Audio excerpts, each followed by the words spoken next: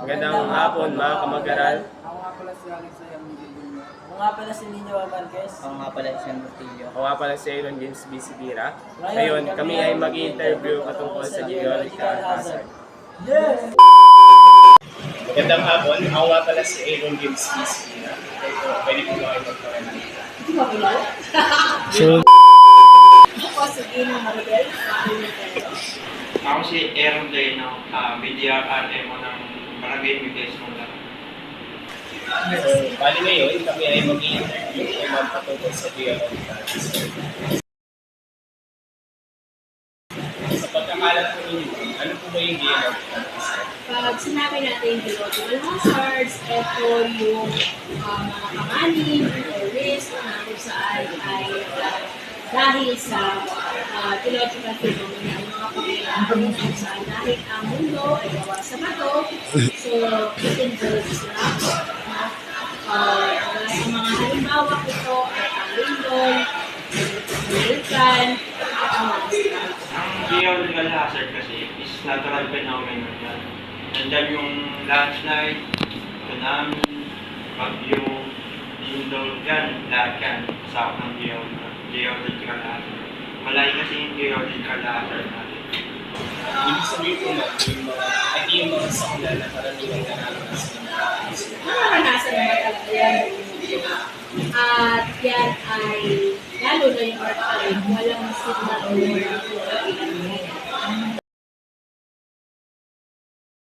Pero sa pagkakaalam niyo, ano po ba yung unang geological hazard yung mas nakakawit dito sa lugar natin sa Nagotas? dito mismo sa Nagotas, doon nakakaramang tayo ng mga ground shifting na epekto na earthquake. Isa yan sa hazard ng earthquake. Yung ground shifting, yung lumuyugat or yayanig ang kalupaan. Dalawa kasi ang kalupaan kasi natin. Isang oceanic crust, isang continental crust. At dahil tayo sa Nagotas ay malapit sa dagat, kung tayo sa tinatawag na Experience naman natin dyan sa ganyan. Ang unang tatama sa atin, bagyo, lindol. Possible na tumama sa atin tsunami kasi prone tayo ng siko, sa dagat. Aling mga lugar sa Cebu kung almost lang sa mga pangalit ng tulad ng lindol at pag-iwan ng lupa? sa pagbuo ng lupa, mukhang wala naman kasi wala naman din tayo ng kaso wala na tayo hindi. Pero tayo ay prone. Siyempre namin kagaya ng iba. Ang buong Nagotas kasi nakapaligiran nito. Kaya tsunami ang pinaka panganib na pwede natin maranasan ang sa Pangalan sa Nagotas, specific area, no? Tinatanong dyan. Mga tatamaan talaga dyan, lahat ng Nagotas, posibilidad may apekto kasi babaw lang tayo ng dagat. Basta tumama sa atin, yung sinasabong David ko, mawawala sa mapa yung Nagotas.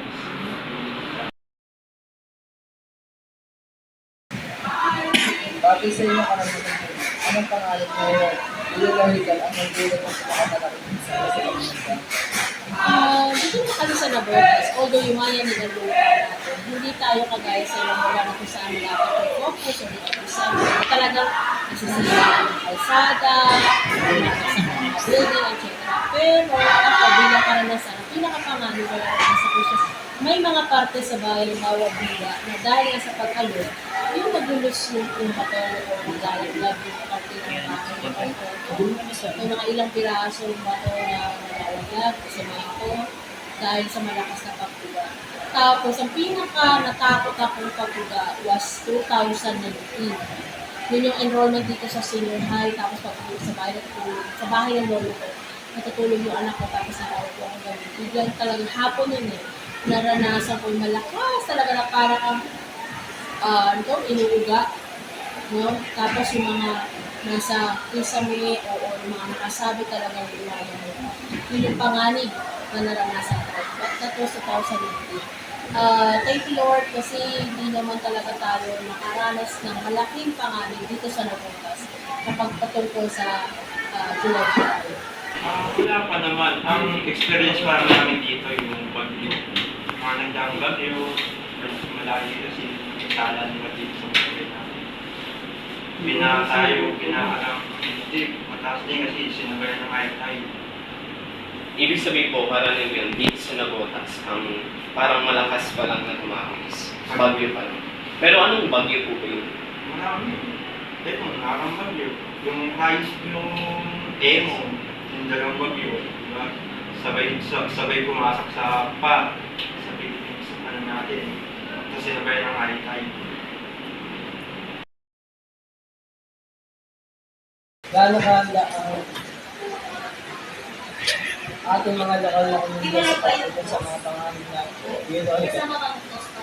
Dito sa Navotas, hindi tayo kaya hindi locally sa local government unit. May mga departamento tayo na kung saan ay gumagawa ng mga plano para sa mga pasilita, sa emergency sa mga naganap. At kami mga galito ng mga source. Sa tingin ko handa naman kasi nationwide ang paghahanda. Binigyan focus o diin ng gobyerno ng nationwide paghahanda, kagaya ng mga kagamitan, o yung mga tao, train, etc. Isa sa paghahanda rin na ginagawa is hindi lamang sa paaralan, dito sa kaularan, actually ginagawa natin ng national, sumusunod or nagpa-participate tayo sa national earthquake wheel or sanitary NST TV. National Simultaneous Earthquake Wheel na kung saan ay huwag naman natin naisip na sa earthquake pero ginagawa din ito sa, alam kong ginagawa rin ito sa barangay level na kung saan para lahat ng tao ay handa. No? Hindi lang kasi yung preparasyon, mismo yung kaya tayo nag-degree para yung mismo actual na pangyayari, alam natin. Isa nga sa pinakamagandang mabisa, yung pagiging kalmado. Stay calm when it happens. Kasi nga wala tayong clue o wala tayong warning or signs na kaya sa pangyayari. Na sana, isang request ko lang din sa mga students natin na napaparticipate. Hello. Susunusoy nyo yung earthquake yun natin. At sabihin nyo rin or practice nyo rin sana sa loob ng tahanan. I-apply nyo yung mga natutunan nyo sa paaralan sa loob ng tahanan kasi mahalaga ligtas ang lahat ng mga manunan sa tahanan. Ang kahandaan natin dito sa barangay natin, dito sa barangay debate, ano yan, once na tamaan tayo ng mga sauna, nakahanda yung mga fire volunteer natin para tumulong at mag-monitor pagkatapos ng bagyo, ibang pangyayari na tumama din sa barangay. At may ano tayo dyan, budget para sa mga pagkain, sa mga ridiculous.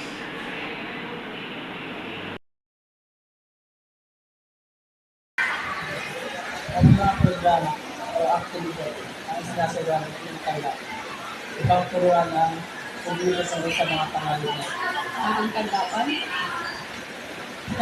Sige, sa school na lang. Dito na lang sa school na kagaya na ng bagay ko kanina. So, parang summary na ng dalawang tanong na yun yung sinagot ko kanina. Pero dito nga sa paaralan, meron tayong team, no? Meron kaming GC na kung saan ang mga gurong involved, pati ang mga non-teaching personnel sa nandoon, sa papaplano, etc. na mga sa mga quick drills. Magpo-purchase din, even purchasing or pamimili ng mga hard hat, ng mga emergency kits, etc. At may mga teacher na talaga naman nabibigyan din ng training. Dati may training sa ngayon, wala na. May training dati na naatilan kami, binibigay din yung Red Cross para yung hindi na kasi emergency yung yung sa pagka nagkakasakit o na-aksidente. Especially yung mga pagka kasi nag-earthquake, diba yung di maiwasan yung stamping, diba yung mga nakapilok, kung sa pagtakbo, etc.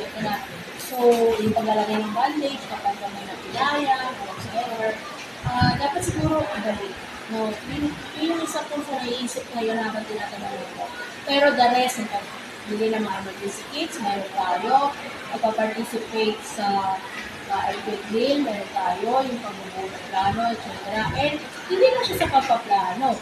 Kasi aktibo din ang mga member ng team na na kung saan pagka nakaramdam tayo, geologically, di ba? Pag lumindol or umuga ang lupa, talaga nag-develop. Alam ko kung naranasan yun. At time kasi na hindi naman earthquake drill, pero nag-drill tayo.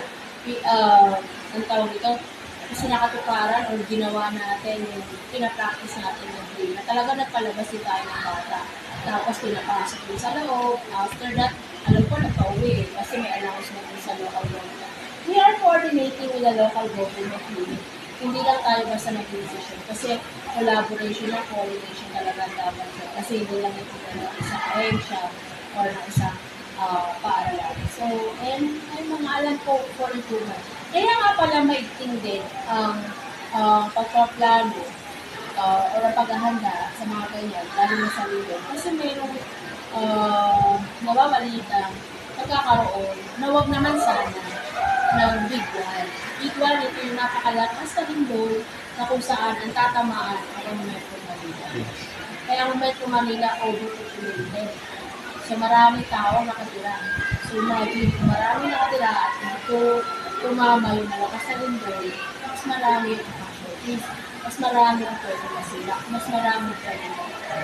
Kaya maigting ang pagsasanay, ang pagkakilala sa ganitong klase. Yan, nag-PPA tayo, nagpa-public announce na para sabihan yung mga tao na maganda sa mga paparating na sa na tulad ng yung specific kasi pati lagi na matanong sa atin. Kasi at nag-announce din yung City Hall, yung DRR ng City Hall, once na nag-announce sila tungkol sa high-tide, i-PPA ng barangay natin.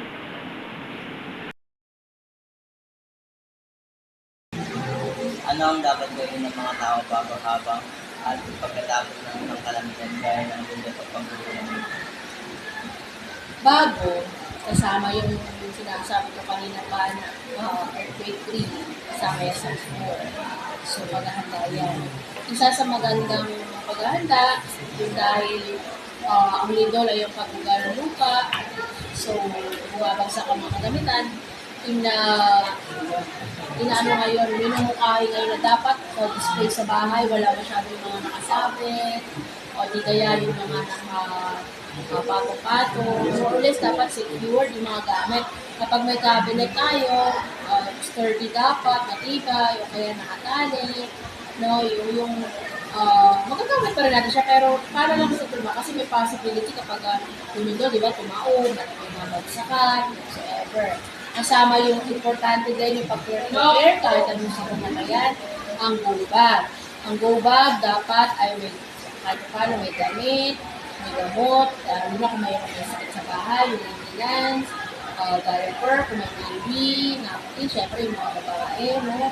Tapos yung pagkain. Sa pagkain, yung mga dilata, dapat sa kailangan yung installation.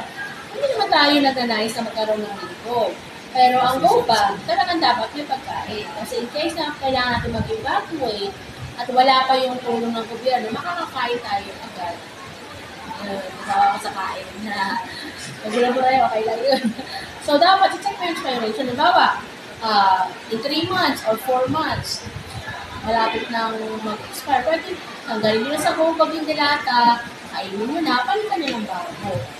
So, always check yung expirations na nilalagay. Even water. Kapag ang mga 3 months na, halimbawa may mineral water kayo nilagay, may takip, secure, pwede tanggalin nyo na, inumin nyo na, palitan nyo ulit ang palibawang relate ng mineral water. Diba? Ano pa, yung mga medicine, emergency kits na kagaya ng mga band-aid, alcohol, alwaxinata, yung mga halimbawa, pertinent documents, yung mga important documents, yung mga tulong na bahay, certificates, contact number, cellphone, extra batteries, and kayo dapat, lahat tayo dapat may bubog sa bahay. Kasi wala namang tinipiling tao ang sakit. Diba? So, ano ba, prepare before, so, kung ang bahay niya, halimbawa, ay may nakalundo, pwede to fix, o di kaya ay, di ba, pagka umuha, hindi lang naman isang beses nagkakaroon dito sa Philippines or dito sa ating area. Yung ground shaking, nagbubunga siya ng pag-ano ng ating mga building, pwede may mga cracks, alusin, pahinadahan, etc. Yung mga sagabal, sa daanan, isang gagawin natin talaga is lumabas sa bahay, to be safe, no? Kasi baka mag-production bahay natin. So, dapat matibay din yung bahay, isa rin sa paghahanda. During, yung paglabas sa bahay, alam mo dapat isa ka mag-evacuate, may contact numbers ka na mahalo sa buhay, dapat alam mo kung mas maganda nga, no, kung tayo mismo mga mamamayan, mga citizen, ay marunong din magbigay ng emergency first aid, something like that. Tapos, pwede rin stay calm. Siyempre, stay calm, pwede mag-isa, na walang sangyari, sure ligtas. Then, pagka tayo ay nasa evacuation or hindi man tayo magkasama evacuation, maaari natin din gawin after is yung pagkatapos ng lindol, pagkatapos ng uga. Uy, relax na nga kasi may mga aftershock. So pag lumindol, at hindi ka naman gano'n mapinsala, kalma lang tayo, hindi kailangan mag-evacuate, dito tayo sa bahay, tapos ingat pa rin kasi may aftershock. After nun at wala na talaga, maganda nga kasi may Facebook tayo, technology, di ba? Nalalaman natin mismo kung nasaan ang epicenter ng lindol. So, malayo naman para sa atin. Pero kailangan pa rin natin i-check yung bahay. Ano ang i-check sa bahay? Titingnan mo nga kung mayroong nasirang biga, or pader, etc. O may crack, sa sahig, sa gamit, kung may nabasag ba, at sa school natin na nangyari dati yung earthquake na kung saan nagpa-uwi din tayo ng bata. Alam ko, aware ako na may bumisita rito na engineering team from Navotas. Tinignan, in-inspect ang buong school kung safe pa ba or safe na gamitin ulit ng mga bata. Kasi kapag hindi mo na mapapapasok. So, we are blessed na kahit na ilang linggo na yung dumaan, nag-ground shaking tayo, nananatiling pa rin tayo maayos dito sa ating bayan ng Navotas. Yun lang. Pag may mga siguro, kami pamilya na lang, kung may mga bahay na lang na medyo sira yung gamit sa bahay or yung paderarbi na, pwede i-repair. Yun yung mga after. At the same time, pwede rin sa after, ligtas ka, syempre para naman hindi mangamba yung mga mahal mo sa buhay, pwede kontakin mo sila, okay lang kami, buhay, ligtas, no? Isa yun sa dapat tinatrabaho mo para hindi nag-aalala yung mga nasa malayo ng kaibigan, anak, sa buhay, etc. Diba? Ayan, huwag tayo magpapalit. Once na tamaan tayo ng sinasabing the big one, hindi rin natin masusunod yung sinasabing dump government kasi possible na magpanik na yung mga tao.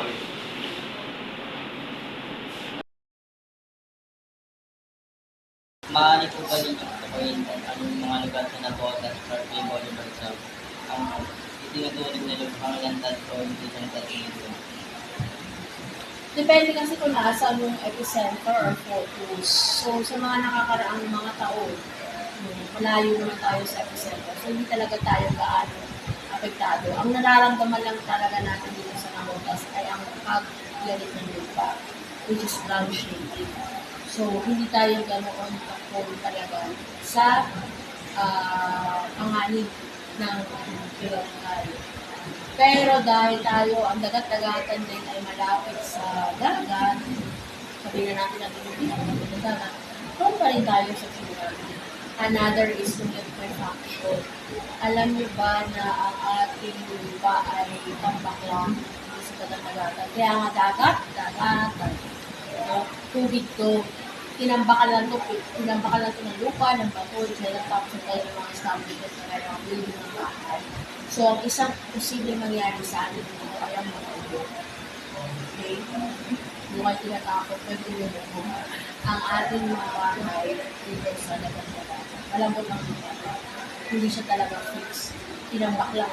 So, kung may tubig, imagine mo may tubig, tapos tinambakan mo lang. Hindi siya talaga no? Yung mga pangalit natin, liquefaction and tsunami. Ay, pwede rin tayo maging process. So, lalo na pagkamag ka, tapos may mga gasoline stations. May gasoline station lang. May gasoline station sa may dagat-dagatan eh. Kapag yan, umuga ng todo, may mga tubo dyan at pwede mag-leak at pwede magkaroon ng sunog. O O kaya sa mga pamamahay din, ano, may mga gasol tayo, pag yan ay tumumba, pwede rin tayo maging prone sa fire also. Sa tingin ko yun naman ang gaya mga to. Pero yung ibang hazard ng earthquake or ng geological, hindi naman natin nararanasan at huwag naman sana. Kawawa kayong mga sa ibang lugar, lalo na yung mga malapit sa episode. Talagang nag-iba ang building, nasasira daan, economically, humihina, komunikasyon, nawawala, ang ilaw, kuryente, nawawala, etc. Sa atin, hindi naman talaga nakakatayo ng pangalan. Yan, sa ganyan, lahat ng area ng Navotas maapektuhan talaga. Kasi nga, gawa din na nasa ibabaw tayo ng dagat, hindi natin masasabi kung bakit kayo natatama yung sinasabi ng David. Mas natamaan talaga tayo. Mawawala tayo sa mapa ng Pilipinas. Nilulubog yung Navotas. Buong dagat-dagatan, prone sa liquefaction. Okay? Pwedeng gumuho yung mga bahay natin dito sa lupa. Dahil nga, tambak lang tayo, nag-area lang ako, mga sa barangay NDS. Prone sa barangay NDS na natin, yung malapit sa fire. Prone sa fire. Most prone, buong dagat-dagatan ay most prone talaga tayo sa so, yung ibang area, kasi kakatabi lang naman, maliit lang naman ang dagat-dagatan. So, mahirap pa identify yung last pro. Kung sinabi mong prone tayo sa liquefaction, buong dagat-dagatan prone sa liquefaction. Pero yung sa sunod, mas prone talaga, more prone talaga sa fire, yung malapit sa gasoline station. Ano yun? Doon yung sa Tumana. Diba? Sa Maylay. Doon yung most prone sa fire. Tapos yung tsunami, geologically, prone lahat. Kasi ilang metro ang itataas ng tubig. Aabutin, tangay buong dagat-dagatan. Tapos may ilog pa. Diba? Most prone tayo sa tsunami. Buong dagat-dagatan. Saka liquefaction. Yung sa sunod, yung sa fire, yung malapit sa gas. Ay,